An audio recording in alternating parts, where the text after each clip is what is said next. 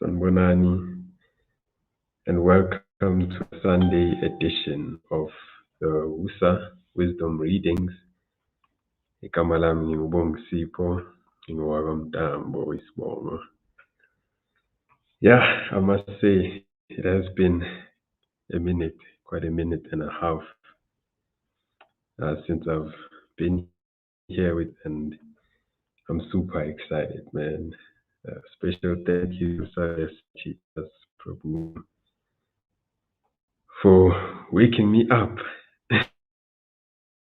Prabhu, I was just, doing my own thing and what evolved, got a service to do. So yeah, Jablel Ubala, and I'm happy that I accepted. So today I'll be continuing from where Kulu Prabhu left off on Friday, reading the Isopanishads.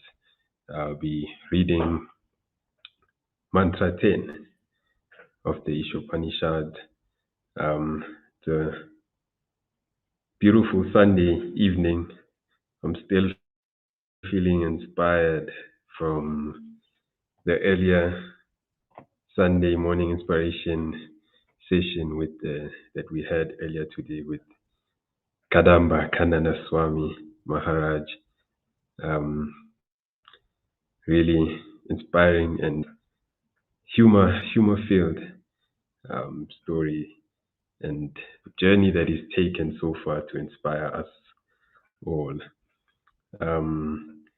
So I don't have many opening words. Still new relatively to, the Upanishad especially, and that type of high level philosophy. So please, I'd like to just go straight to the reading and beginning with the invocation, of course, as always. Om Namo Bhagavate Vasudevaya. Om Namo Bhagavate Vasudevaya. Om Namo Bhagavate Vasudevaya. And then I have the Isopanishad invocation as well. Om Purnam Ada Purnam Idam Purnat Purnam Udachyate Purnasya Purnam Adaya Purnam Eva Vasishyate. So beginning Isopanishad Mantra 10. Anyad Evahur Vidyaya Nayad Ahur Avidyaya Eti Shusruma Dhiranam Yenastat Vichachakshare. Anyat, okay, going to the word for word translation. We have Anyat meaning different, Eva meaning certainly, means the cycle of knowledge, Anyat different, not really visible on the screen. That's last bit of this. Yep. So Ahu means said, of nations. Iti, thus, Susruma, I heard. Dhiranam, from the sober, ye, who, na, to us, tat, that, Vichakshare, explained. So the translation, the explained derived from, and that from,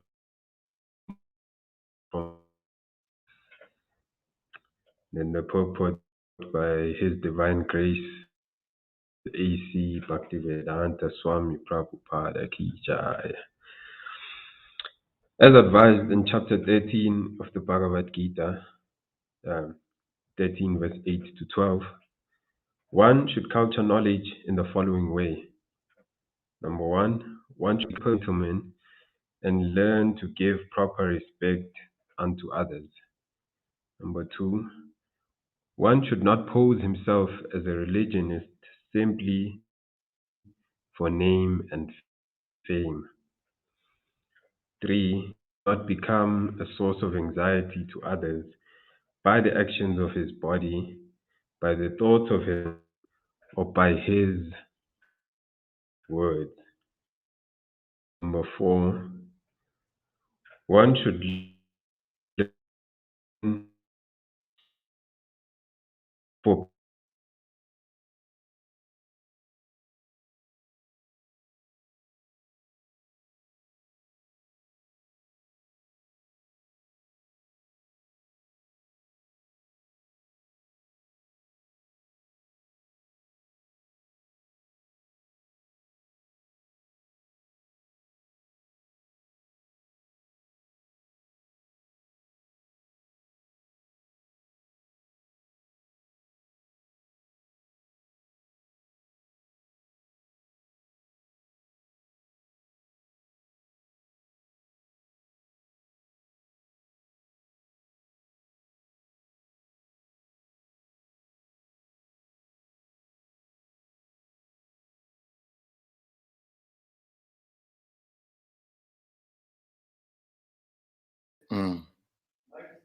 One should learn forbearance even in the face of provocation from others.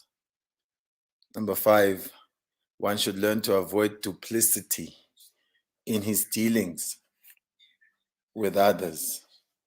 I need to just situate myself so you can see me while Bongisipho maybe comes back. And then one should search out a bona fide spiritual master who can lead him gradually to the stage of spiritual realization. And one must submit himself to such a spiritual master, render him service, and ask relevant questions. Let's see if Bongisipho is back. Number 7, in order to approach the platform of self-realization, one must follow the regulative principles enjoined in the revealed scriptures. One must be fixed. You're back, so you can pick up from number 7. Bongisipho. I think he's still hanging. Hare Krishna. Number 8, one must be fixed in the tenets of the revealed scriptures. One should completely refrain from practices which are detrimental to the interest of self-realization. Okay, what I'll do is that I'll just be off camera and then I'll situate myself so that we can continue the session, because I think we have lost Bongisipho sort of on a continuous basis. So just to comment a little bit, one should not become a source of anxiety to others by the actions of his body, by the thoughts of his mind, or by his... Oh no. Or his words. Yeah, we live with other people. We share the space in this world, and therefore we have to make sure that we do not cause anxieties for others. So that's a service, to be pleasant, to be courteous, to care about how we affect those around us. These days, there is a whole mood of, we being encouraged not to care what others think. Of course, there are those with opinions that may be counterproductive, but then we should care about how we impact those around us. We should not be callous like that to think the world simply revolves around ourselves. Learning forbearance means the world will always give us provoking situations, but we should learn how to tolerate those such that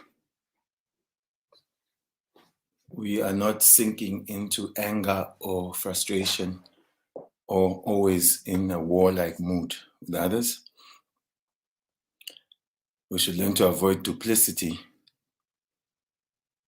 in his dealings with others. Yeah. Duplicity is not nice, being two-faced. You know those people who are two-faced?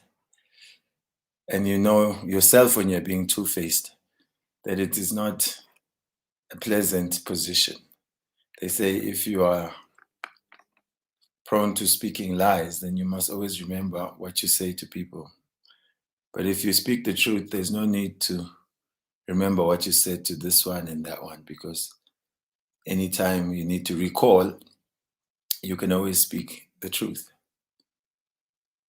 One should search out a bona fide spiritual master who can lead him gradually to the stage of spiritual realization. And one must submit himself to such a spiritual master, render him service, and ask relevant questions. Very clear. So let us continue. One should completely refrain from practices which are detrimental to the interest of self-realization. That is why we have the 4 regulative principles in Krishna consciousness to situate us in the mode of goodness. So no gambling, because gambling takes away truthfulness. No intoxication, because intoxication counteracts the mood of austerity to be able to take up difficulty for advancing in spiritual life. No illicit sex. Illicit sex takes away one's internal and external cleanliness. And no meat eating. That destroys one's natural compassion. So when one is situated in the goodness stage, then it's easy to approach self-realization. One should not accept more than he requires for the maintenance of the body. Over-collecting is an obstacle in spiritual life. It's called atyahara, just hoarding. And then you become like the bees that produce so much honey that eventually they get locked in the beehive by that very same honey and they die. One should not falsely identify himself with the gross material body, nor should one consider those who are related to his body to be his own. Everyone belongs to God, so we should consider everyone belongs to Krishna like that. Not that these are my people and therefore becoming falsely identified with the changing and temporary body. One should always remember that as long as he has a mature body, he must face the miseries of repeated birth, old age, disease, and death. There is no use in making plans to get rid of these miseries of the mature body. The best course is to find out the means by which one may regain his spiritual identity. One should not be attached to more than the necessities of life required for spiritual advancement. One should not be more attached to wife, children, and home than the revealed scriptures ordain. One should not be happy or distressed over desirables and undesirables, knowing that such feelings are just created by the mind. So I hope you can note some of these points that are coming up so that we can interact around them towards the end of the session. These are principles that help us to navigate this world that we live in and position ourselves to properly advance in culturing spiritual life.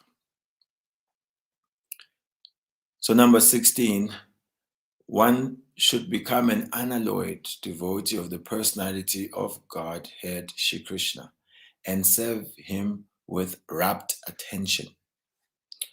17, one should develop a liking for residence in a secluded place with a calm and quiet atmosphere favorable for spiritual culture. And one should avoid congested places where non-devotees congregate. This principle, we see that it is applied by everyone who wants to find themselves a little bit more connected, a little bit more peaceful. We see, especially the city dwellers, that when they get a chance, we want to go out into some natural environment and find ourselves closer to nature. So whose nature is it? It's Krishna's nature. And there, everything is working according to its ordained order from the Lord. Everything is working interconnectedly. And so when we are there, we find ourselves tuning in to the clock of the earth, and we get clean air. We're lucky if we get clean water these days. And it is free from the pollution, and whether air pollution or sound pollution, noise pollution in the cities. We're hearing all sorts of honking of horns and blaring of sound systems, and it's just a bit jarring to the mind. So when we are out in nature, we feel a sense of connectedness. Number 16 is the most important out of all of them. One should become an unalloyed devotee of the personality of God, Shri Krishna, and serve him with rapt attention. It's the whole aim of the Krishna consciousness movement. It is preparing us to become unalloyed devotees of the personality of Godhead. That means without mixture, simply 24 hours, 365, connected to Krishna through our thoughts, our action, and our words. With that achieved, then all the good qualities will naturally start to manifest within one. But if one develops all sorts of good qualities and is without being an unalloyed devotee of the Lord, then that is considered Shrama Eva Hi Kevalam. It's useless endeavor, useless labor. It is, as what Prabhupada described, as decorations on a dead body. That a body is dead, and we see that sometimes a gentleman who had never worn such expensive suits while he was alive, at the funeral, then as soon as he has left that body, then they dress that body so in the best of suits, and only to put it in the ground or burn it. So there's no value in decorating a dead body. So all these qualities, be it good qualities in terms of their material value, without touch of Krishna consciousness, they are practically useless. One should become a scientist or philosopher and conduct research into spiritual knowledge, recognizing that spiritual knowledge is permanent, whereas material knowledge ends with the death of the body. This is a very nice challenge for everyone, to really take some time to conduct their own research as to what will be the end of this body. And I think the conclusion of that is already known to all, that for the body, it will meet death. Krishna has said, one who has taken his birth is sure to die.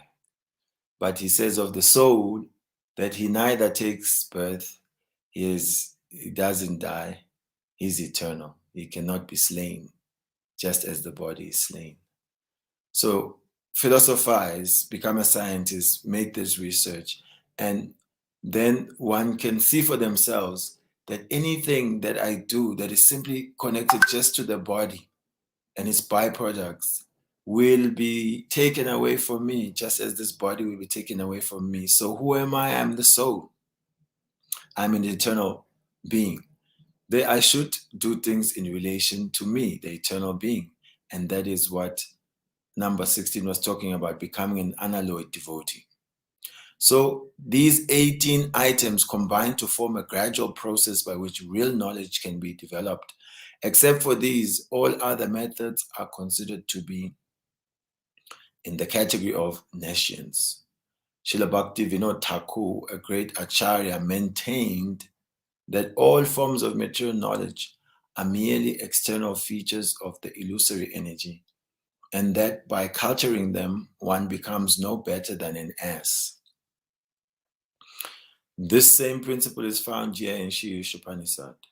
By advancement of material knowledge, modern man is simply being converted into an ass. Some materialistic politicians in spiritual guise decry the present system of civilization as satanic. But unfortunately, they do not care about the culture of real knowledge as it is described in the Bhagavad Gita. Thus, they cannot change the satanic situation. It's one thing to point out the faults of the current civilization, and it's another thing to share the solutions, because everyone can find a fault. It is said, Kale dosha nidhe rajan, that the age of Kali is like an ocean of faults.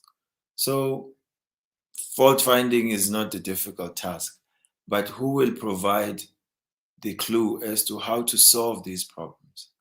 And so the Bhagavad Gita, the Isopanisad, such literature are not only pointing out the faults in material existence, but offering us the solution, and especially the solution of devotional service. In the modern day society, even a boy thinks himself self-sufficient and pays no respect to elderly men. Due to the wrong type of education being imparted in our universities, boys all over the world are giving their elders headaches. Thus, Sri Isopanisad very strongly warns that the culture of nescience is different from that of knowledge. The universities are, so to speak, centers of nescience only. Very powerful. They are centers of ignorance only. Consequently, scientists are busy discovering lethal weapons to wipe out the existence of other countries. We are currently, as some say, experiencing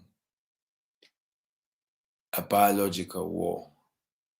And many countries develop these biological weapons so that they don't want to actually go out there and even shoot some guns or bombs. They can set off some disease or put some chemicals in the water and just wipe people out.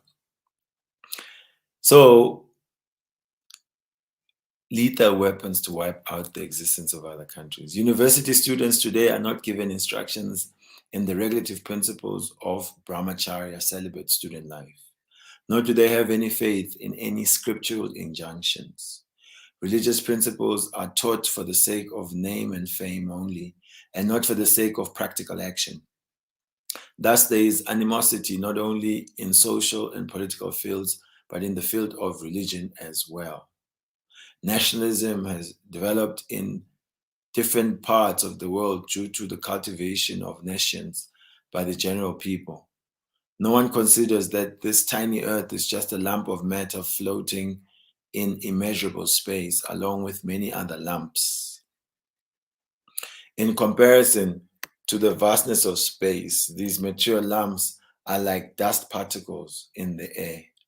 Because God has kindly made these lumps of matter complete in themselves, they are perfectly equipped with all necessities for floating in space. The drivers of our spaceships may be very proud of their achievements, but they do not consider the supreme driver of these greater, more gigantic spaceships called planets.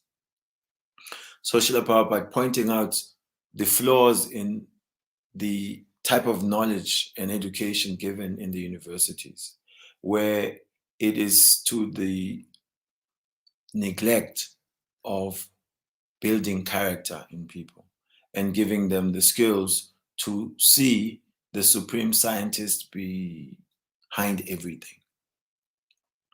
So celibacy is very important, and when one is harnessing that energy and using it in a creative way, in a service attitude, then one can do much, much more than when one is only using human life for sense gratification. So Prabhupada is showing how Krishna, in his creation, he's floating universes and planets. And so there's no need for us to be proud of some scientific achievements because the original scientist has already achieved greater and greater feats. There are innumerable suns and innumerable planetary systems also. As infinitesimal parts and parcels of the Supreme Lord, we small creatures are crying to dominate these unlimited planets. Thus we take repeated birth and death and are generally frustrated by old age and disease. The span of human life is scheduled for about 100 years, although it is gradually decreasing to 20 or 30 years. Thanks to the culture of nations, befooled men have created their own nations within these planets in order to grasp sense enjoyment more effectively for these few years. Such foolish people draw up various plans to render national demarcations perfectly, a task that is totally impossible.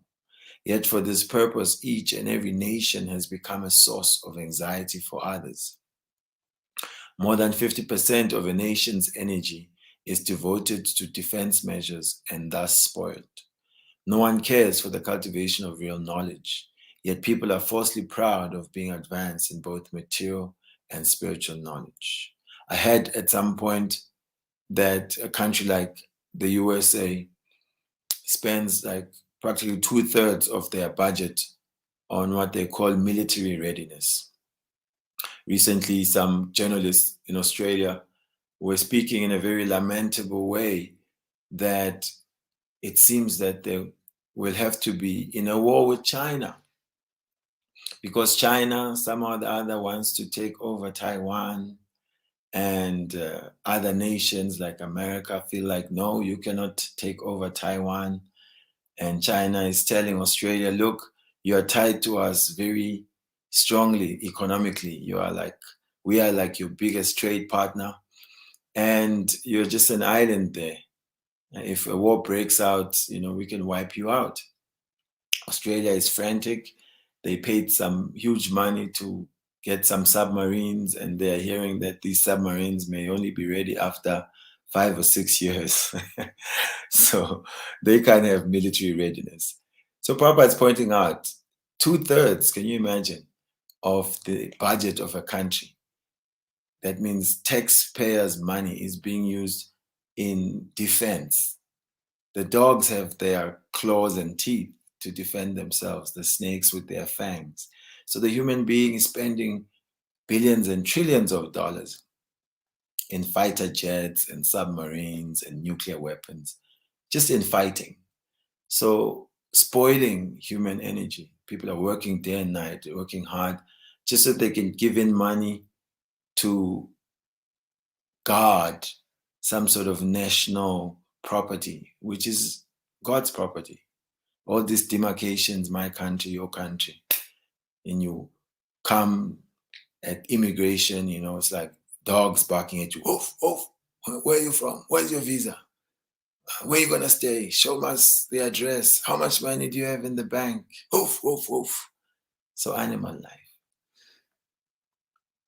So human beings should not be wasting their energy in fighting and falsely claiming property which is not their own. Everyone came here with nothing. Everyone will leave with nothing. Isopanisad warns us of this faulty type of education, and the Bhagavad Gita gives instructions as to the development of real knowledge. This mantra states that the instructions of Vidya, knowledge, must be acquired from a dhira. A dhira is one who is not disturbed by material illusion.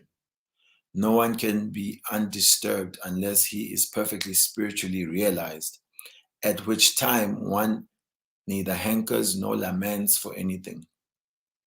A dhira realizes that the material body and mind he has acquired by chance through material association are but foreign elements. Therefore, he simply makes the best use of a bad bargain.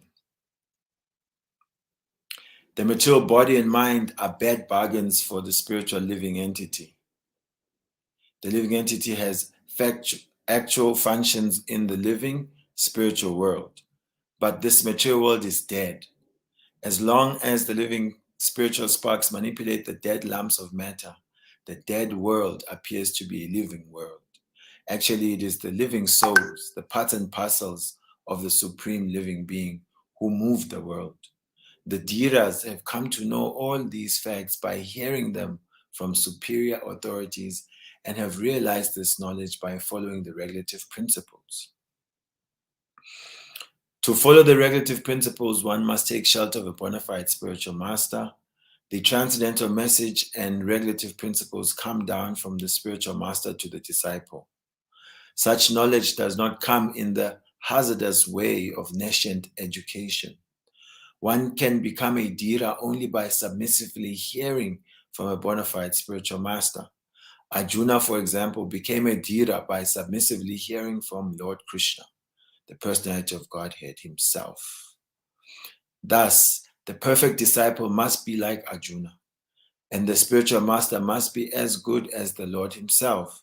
This is the process of learning Vidya, knowledge, from the dhira, the undisturbed. An adhira, one who has not undergone the training of a dhira, cannot be an instructive leader. Modern politicians who pose themselves as dhiras are actually adhiras, and one cannot expect perfect knowledge from them. They are simply busy seeing to their own remuneration in dollars and cents. How then can they lead the mass of people to the right path of self-realization? Thus, one must hear submissively from a dhira in order to attain actual education. Prabhupada summarizes this understanding of material knowledge and spiritual knowledge, which in the previous text was simply put as vidya and avidya. So vidya should be learned from those who are dhira, those who are sober, who have heard from a spiritual master and who have realization of this knowledge by following regulative principles, means they've applied what they've heard. In this way, real education can manifest. Otherwise, it is simply a huge dose of illusion, temporary information in a temporary world with its temporary results will only create a frustrated population. Let us see Bongisipho. Hare Krishna, is there a difference between a pure devotee and an unalloyed devotee? Oh, thank you for that question. An unalloyed devotee and a pure devotee are the same. But having said that, there's also the concept of same, but different. So unalloyed, alloyed means it's a type of metal which is mixed with other metals. So when it's called unalloyed, it means it is purely that particular type of metal. It's unmixed with anything else. So the standard of pure devotion is Anya Bilet Sita Sunyam Gyana Kama Anavitam Anukulyena Krishnanu Sevanam Bhakti Uttama. This is from Bhakti Rasamrita Sindhu by Srila Rupa Goswami, that first class devotional service is free from sense gratification, speculative knowledge, impersonal knowledge, and it is only Anukulyena Krishnanu Shiranam. It is only favorable for the pleasure of Krishna. And so an unalloyed devotee is that person who has attained that state of pure devotion. So Srila Prabhupada, though, gave that a pure devotee can also be in different degrees of pure devotee. But the stage of pure devotee in earnest begins at Brahma Bhuta. Brahma Bhuta prasanatma na sochati na kangshati samasavesu bhuteshu madbhaktim labate param means one who has transcended the modes of material nature, who neither laments nor hankers, who sees every other living being equally. And at that stage, he is prasanatma, he's happy. So a pure devotee and unalloyed devotee, same thing, unalloyed and pure. Pure, you could use them as synonyms. But pure devotee can be also at the level of someone still in this world, but who is fixed in devotional service and is transmitting the message of pure devotion. Like Prabhupada once was asked, so how many pure devotees in your movement? And Srila Prabhupada asked a devotee, so how many devotees do we have in our movement? Basically implying that those who have taken the path of Krishna consciousness is like boarding the boat, which can take us across the ocean of material existence. So once you're on the boat or the ship of Krishna consciousness, following the four relatives principles, strictly chanting the holy name as instructed, minimum of 16 rounds a day, then one is sheltered on that platform of devotional service and is considered pure. But the perfection of purity is always increasing, just as love of God matures, just like you may have a seed of sugarcane, and then you get the sugarcane, you get the sugarcane juice, and then you can make it into molasses, and you can get sugar candy, like that, different degrees of sweetness, it matures. Let us, Hare Krishna Prabhupada's attachment to family for the sake of developing the family's God realization, recognized as a portrayal of real knowledge or an auspicious act that can help one attain spiritual liberation. Haribol. Yes, therefore, Grihastha life is very glorious life that one must make their home a place of spiritual cultivation. One should see the family, the children, the wife, the animals, the property, as the property of Krishna. That these souls are the servants of Krishna and I am their servant. And I will assist them in reconnecting with Krishna. So that is auspicious, that is wanted. Srila Bhaktivinoda Thakur says that in his home, when he hears the sound of Mridanga, when he sees the worship of the Tulsi plant, then Goloka Vrindavan seems to be appearing in his home. So it doesn't require that one be rid of family life to become a devotee of the Lord. In fact, one can engage everyone at home in some Krishna consciousness engagement. Sing together kirtan, eat together Krishna prasadam, and worship the deity of the Lord at home. Then this is wonderful. Akulafela, thank you again. Is a Dhira relative to Uttama Adhikari, where the Dhira is a person and Uttama Adhikari is the level of his realization? So the word Dhiraya means someone who's sober. So the sobriety comes from his knowledge and realization. Just like it is said, Dehinos minyata dehe komaram Yehova namjara. Tata dehantara prapti dhiras tatra namuyate. Dhira. So the sober person, he's not bewildered by the final change called death, because he can see that from boyhood to youth to old age, all that is changing is the body. But he himself, the soul, remains the same. So even that final change of death doesn't disturb such a person. And being Dhira can begin from the level of Madhyamadikari, which is the second level of devotee, the one who sees the Lord with love and worships, who sees the envious and avoids them, who sees the innocent and tries to uplift them, and who creates friendship with the devotees. So that is also a level of Dhira, but it can be properly seen at the level of Uttama, Uttam being above Tamagun, Ut above Tama, ignorance. So that's the first class devotee. So Dhira can vary also, but the best example of Dhira is the Uttamadikari. Therefore, we hear of the 6 Goswamis, the Dhira, Dhira Jana Priya, Priya Karo, that the 6 Goswamis of Vrindavan, they were dear to both the ruffians and the kind people, because they were so sober. No one was their enemy. They were the well-wishers of everyone.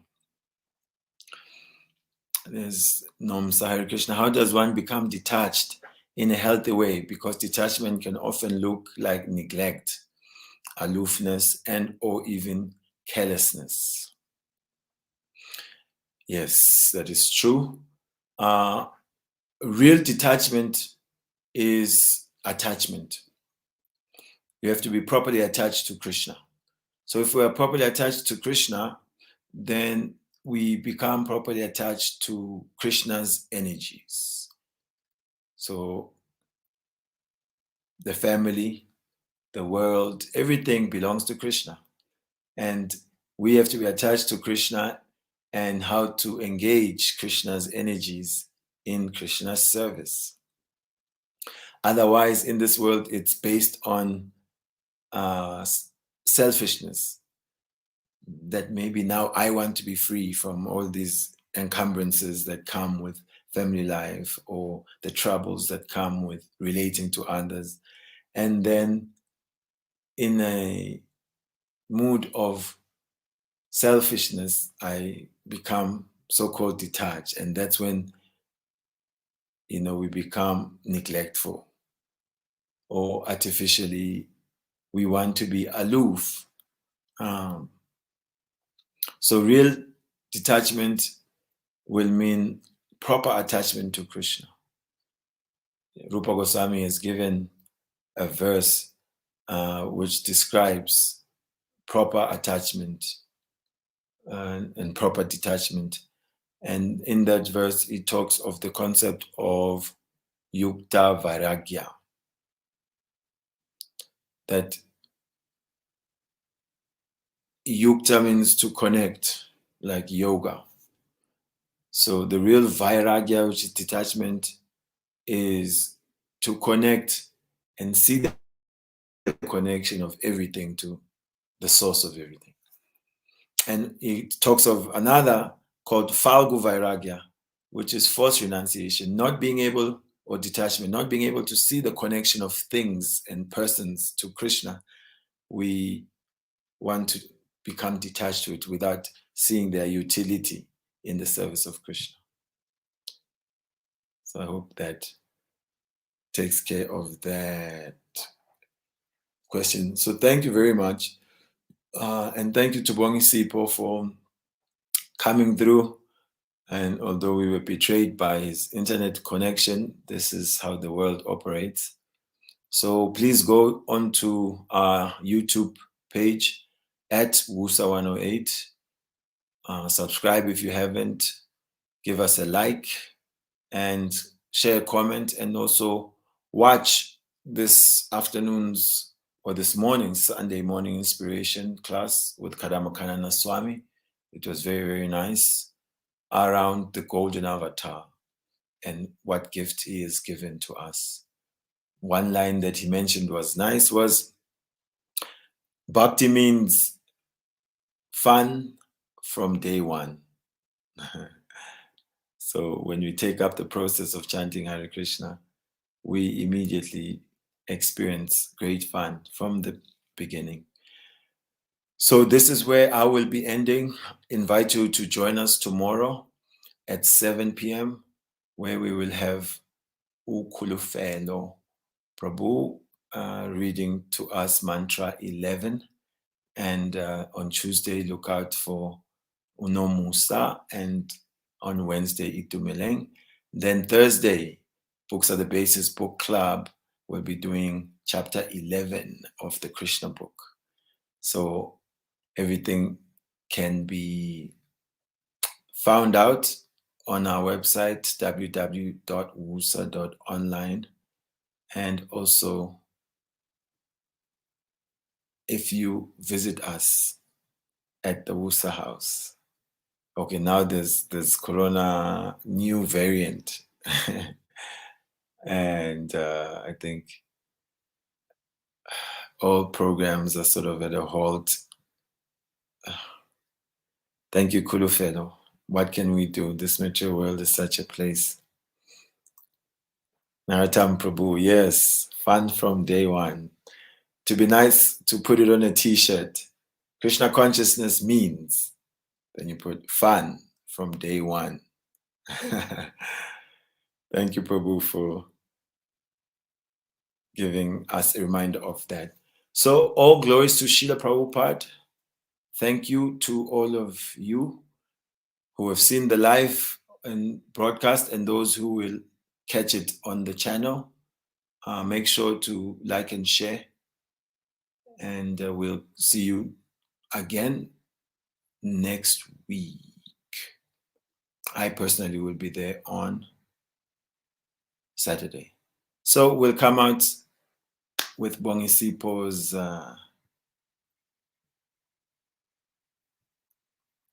countdown.